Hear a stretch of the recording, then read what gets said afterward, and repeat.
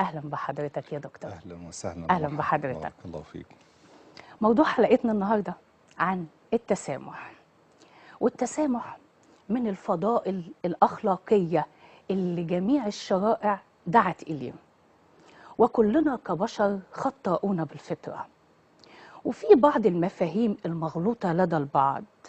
من خلال حلقتنا ومن خلال حضرتك النهاردة بنحاول إن احنا نشيل اللغط ده. فجاني على إيميل البرنامج سؤال بيقول: حماتي أذتني أذى كبير جدا، وبين قوسين بمعنى أوضح أذى لا يغتفر.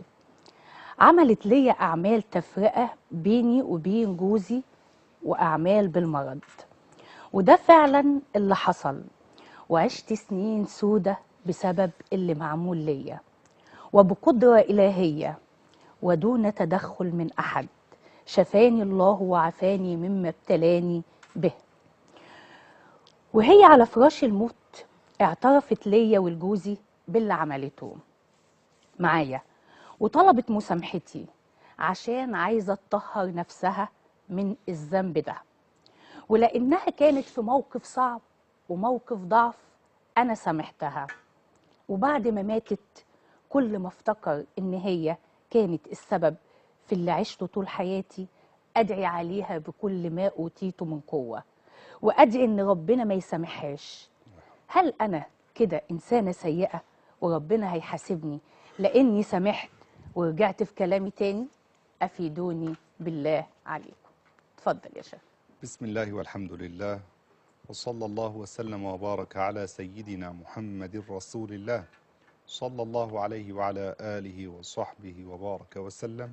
اللهم لا سهل إلا ما جعلته سهلا، وأنت يا حي يا قيوم تجعل الحزن إذا شئت سهلا. اللهم علمنا ما ينفعنا وانفعنا بما علمتنا وزدنا علما يا أرحم الراحمين. اللهم ارزقنا الإخلاص في القول والعمل والنية، آمين آمين يا رب العالمين. اللهم آمين. نحن في شهر شعبان المبارك، كل سنة وحضرتك وأنتم والسادة بالصحة المشاهدين والسلامة. طيبين. وقد ورد فيه يعني سبحان الله هذا الموضوع مناسب لهذا الشهر الكريم، تمام. خلق التسامح. وورد في الحديث أن النبي عليه الصلاة والسلام الصلاة والسلام. دلنا على فضل ليلة عظيمة الشأن والمقدار ويوم عظيم الشأن والمقدار في هذا الشهر الكريم، فقال صلى الله عليه وسلم: عليه الصلاة والسلام. إذا كانت ليلة النصف من شعبان فقوموا ليلها وصوموا نهارها، أي لاغتنامها، ويجوز قيام الليل